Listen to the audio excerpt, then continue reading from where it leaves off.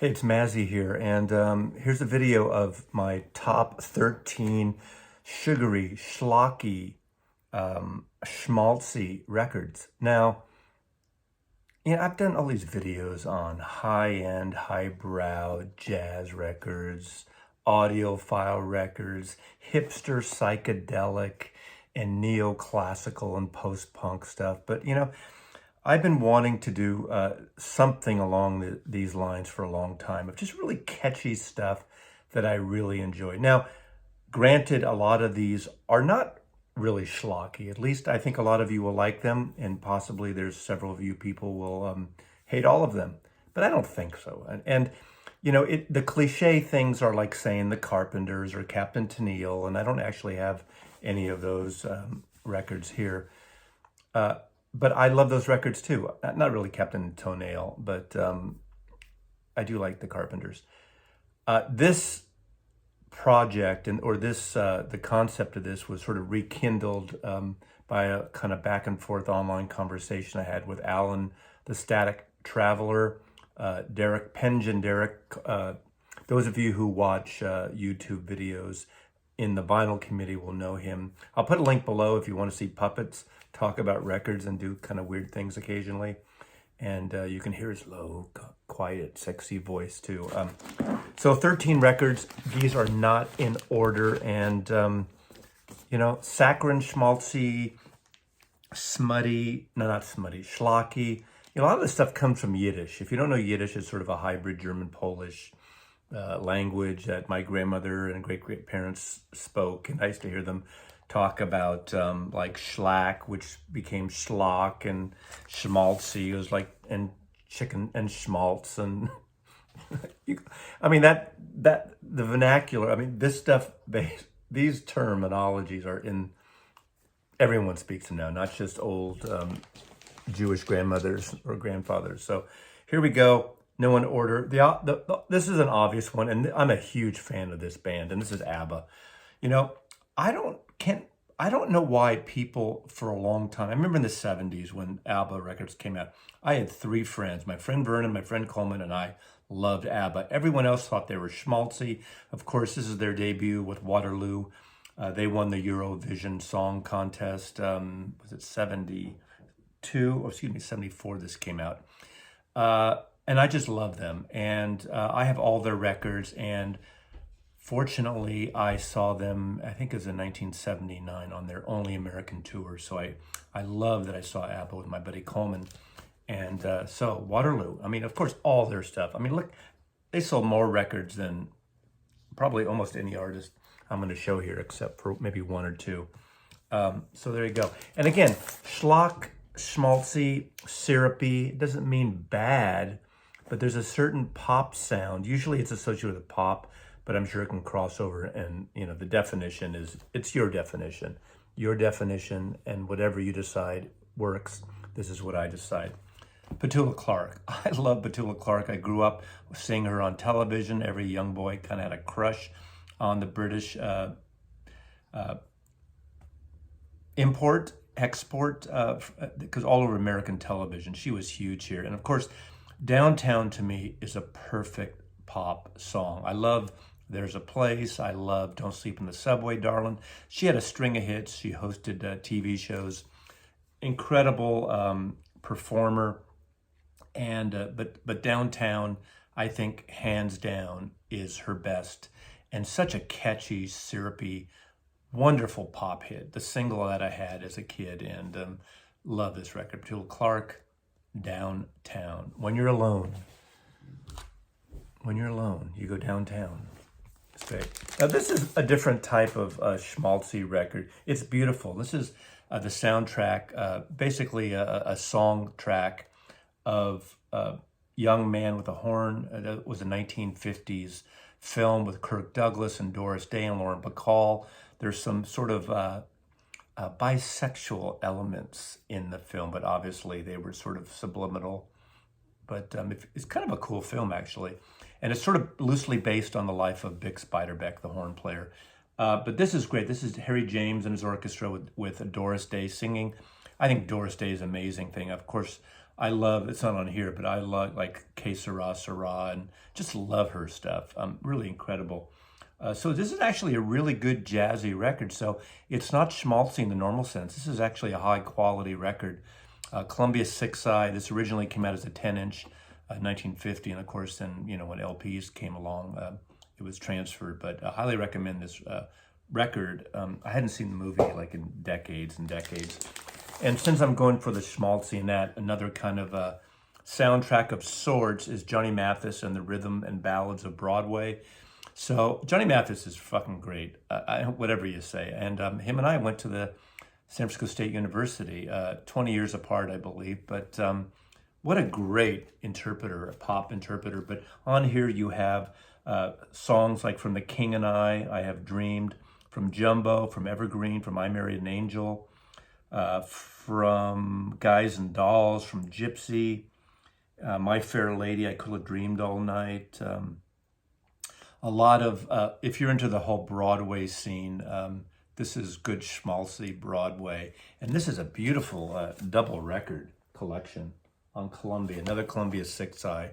So fantastic record, fantastic OG I have here, Johnny Mathis. Schmaltzy, the biggest selling, most popular poet of the 1960s was Rod McKuen. Now I got into him because of, in 1966, there was a book, a poetry book called Stanyan Street and Other Sorrows, obviously written about San Francisco. I happen to be born at a hospital on Stanyan Street that is directly in the corner across the street from Golden Gate Park on the edge of the Haight-Ashbury. He was a huge songwriter, a huge poet. His stuff was covered by everyone from Johnny Mathis to Johnny Cash. A lot of great artists covered his songs. This is the Greatest Hits Volume 2. This is the only LP I have of his. When I see his records, I try to pick him up. He died, 3-4 years ago. But the song Gene, Gene was, I think, the song, that sort of the title hit song from the life of, what is it called? Miss Jean Brodie. I'm paraphrasing the name of the movie. Something of Miss Jean Brodie. Kind of an interesting film of 1970, early 70s, 71, 72-ish. But he has this sort of intense, throaty voice, and he would do sort of talk whisper over his records. And I just think it's fabulous. Schmaltzy, overwrought, and just kind of a cool artist. And pick one up. You can find these like dirt cheap. Pick one up and put it on. Pour yourself a cocktail, smoke a doob if you're in a legal state, and just pour your kumquat juice and enjoy it. Rod McKuen. This is Greatest Volume 2, so I guess I need Volume 1. A boy named Charlie Brown, a man alone, some trust in chariots.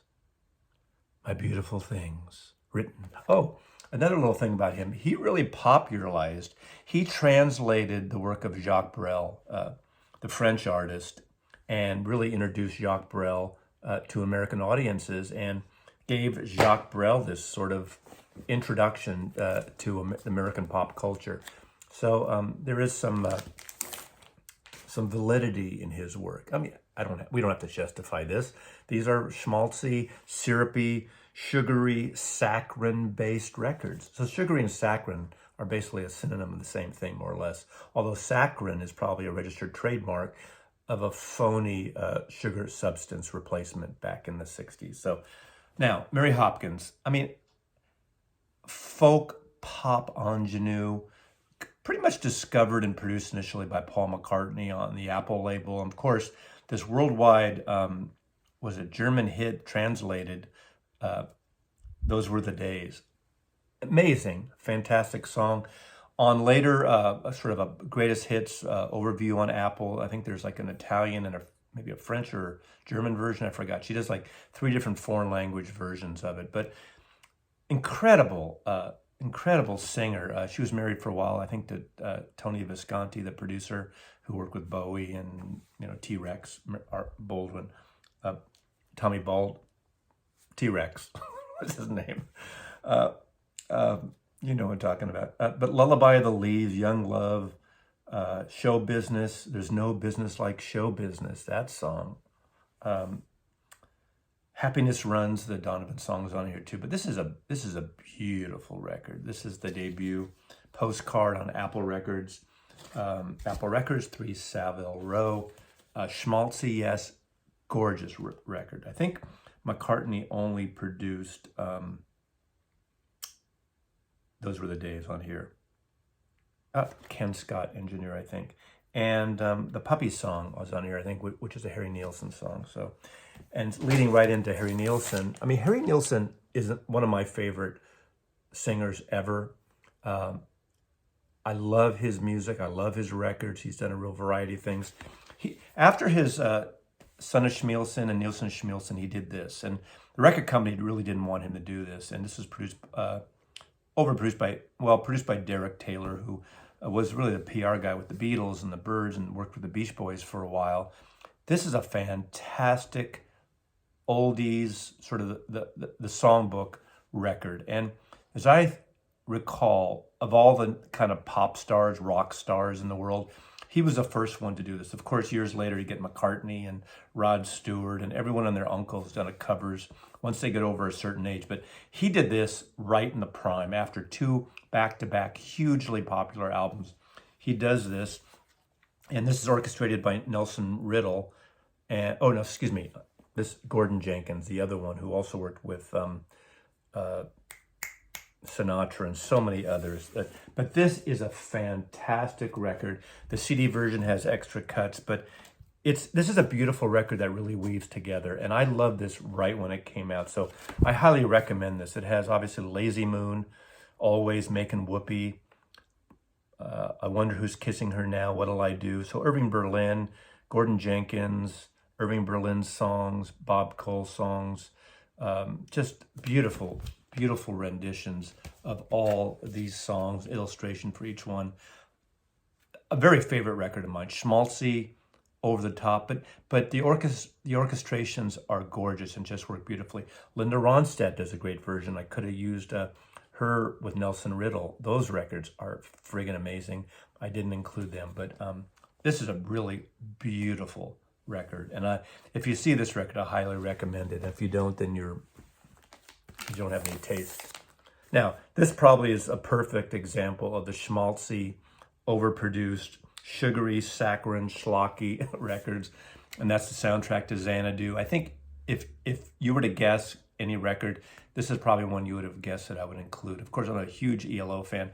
I saw a screening of this. I was in the record business when this came out. Of course, Olivia Newton-John was at the peak of her career. ELO was at the peak of their career. And they do it together. Gene Kelly's in the film. I saw the film at a preview, and I think the audience kind of were laughing throughout it. I don't think that was meant to be. But, of course, what a fantastic record. Side 1, I believe, actually, Side 2 is produced by Jeff Lynne. Side 1 is produced by John Farrar. And it's great. Magic, Gene Kelly, Michael Beck, film, directed by Robert Greenwald, and, musical, over-the-top, skating, Xanadu, disco, pop at its finest, ELO with Olivia Newton-John. Fantastic, schlocky, poppy, sugary, syrupy, saccharine infused album. And this next one is right in there. Of course, there's so many, I have a lot more in CD of this genre. This is bubblegum music. And to me, this is the best of bubblegum music. And this is the Archies. And of course, there's studio musicians and, figure out somewhere else who's doing what studio musicians are doing this. But Sugar Sugar, to me, is the perfect pop, bubblegum, sugary, saccharine. How many times can I use S as an adjective? Schmaltzy, schlocky songs. This has that, Feeling So Good, Jingle Jangle. Jeff Berry, I think, is the main guy who put this all together, who wrote a lot of these songs. Inside, Upside Down. But anyway, Sugar Sugar, of course, is the clincher on this record. And come on, greatest hits and more. You probably couldn't name off another hit aside from Sugar Sugar, but fantastic. Of course, all those bubblegum groups could be in here. Now, the one that people like to include in this list, and I almost didn't because I think she's better than this and beyond this, but I'm a huge fan of Enya. You know, Enya or Nakaflo, the first album, was all over MTV, and I love with that. She was a member of Clannad, the Irish Celtic vocal and musical outfit. Incredible. This is actually a great comp, a double record. Look at that beautiful cover photograph.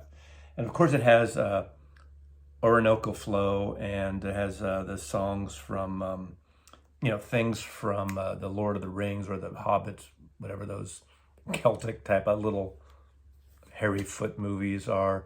And it has, what's the old, I was going to say Olden in the Way, but some other great soundtrack stuff she's done and contributed to. But I think her vocals, her work, his production is gorgeous. Syrupy Schmaltzy, maybe, but gorgeous. And to me, she's a class act. She's an important artist of the last, 30 plus years. I love Enya. There. And if you just want a good overview, this is highly recommended. Next, a schmaltzy but yet good live record, overproduced, overwrought with orchestra, is Neil Diamond's Hot August Night. Now, in truth, I prefer the early Neil Diamond when he did his Bang records, obviously Cherry Cherry. Well, before that, Solitary Man, that stuff. It's just incredible. Incredible songwriter, part of the Brill Building songwriters. And obviously, I'm a believer. He wrote for the Monkees and other artists. And this is so over the top. 1972, concerts at the Greek Theater in LA. Did a series of them, and it was called into this live album. And this is one of the what the fuck cover photographs of all time. He's like miming, like he looks like he's blowing an invisible bagpipe. Look at that.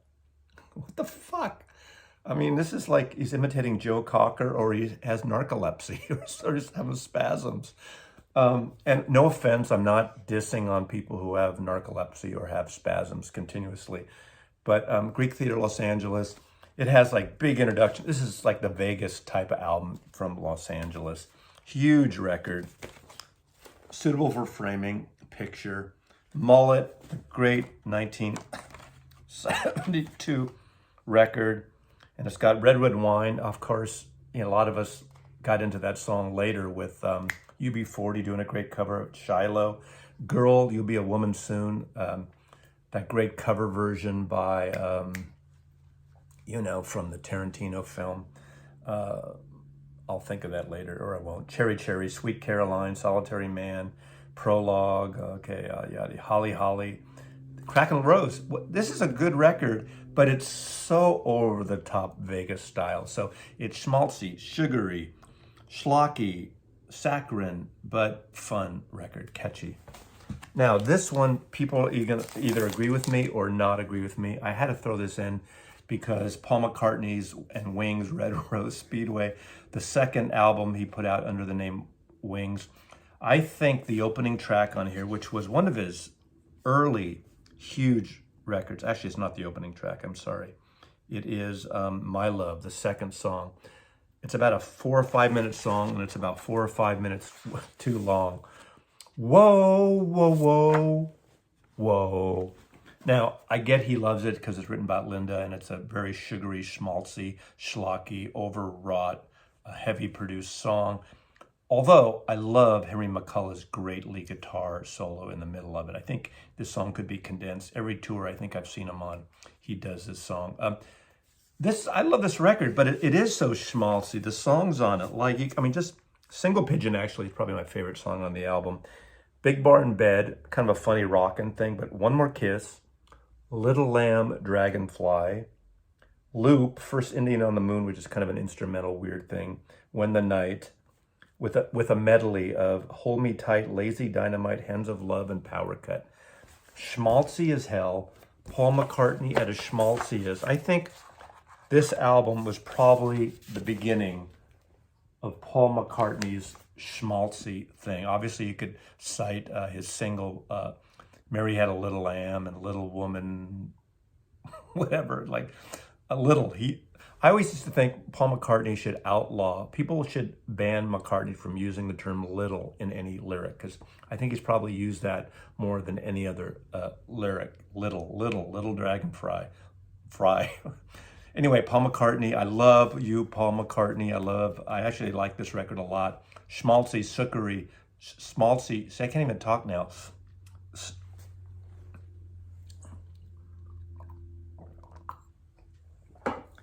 Suggary, Saccharine, Schmaltzy, Over the Top record by Paul McCartney. And finally, one of my all-time favorite records, seriously. But to me, this is the epitome of a gorgeous produced record. Out of all these records, this may be the best sounding record. Recorded in San Francisco Columbia Studios in 1972. Also in Grace Cathedral, there's people like Jerry Garcia on it, Beaver and Krause. They got some San Francisco musicians and some great productions produced by the great Roy Halley. And that's the first solo album, Angel Clare, by Art Garfunkel. I love this record so much. And whenever I put it on, it just takes me out, knocks me out, literally.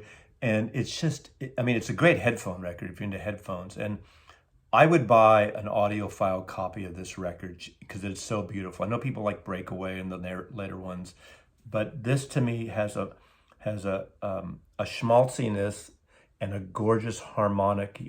Obviously we all know Art Garfunkel's voice from Simon and Garfunkel and that beautiful high choir boy voice, but Traveling Boy, a Paul Williams song. I Shall Sing, a Van Morrison song that Van Morrison had recorded and never actually put out until I think it was a reissue of Extended. Was it Moondance or one of those? But he does two songs. He does a Randy Newman song, Old Man, which is, to me, one of Randy Newman's beautiful, intimate songs. But a couple of Jimmy Webb songs, All I Know and Another Lullaby. Another Lullaby is so saccharine, so gorgeous, so orchestrated. In fact, as soon as I get off here, I'm going to play this record here down in my office because I haven't heard it in about a year and a half, and it's so beautiful. Mary Was an Only Child, Wayoya, which is an Osibisa song, which is really a beautiful song, and the traditional song, Barbara Allen. Any of you are into UK folk and traditional folk, there's so many folk artists, maybe from Joan Baez to Fairport to, so many that do their version of Barbara Allen. It's just so beautiful. And Down in the Willow Gardens, it's got a great feel to it. And there's this J.S. Bach, Linda Grossman traditional piece of music that's based on a Bach melody, which I'm not going to even, Fueles O, Do Spacemen Pass Dead Souls on Their Way to the Moon. Fantastic. If you want an aural sensation, a beautiful, gorgeous sounding record, this might be the best of that. Not necessarily the best audiophile record I have, because it's not that, but one of the best sounding records I own and the most beautiful records I own. I highly recommend it. So that's my 13 saccharine, sugary, soap opera, schmaltzy, schlocky records. List yours here. Mazzy loves you.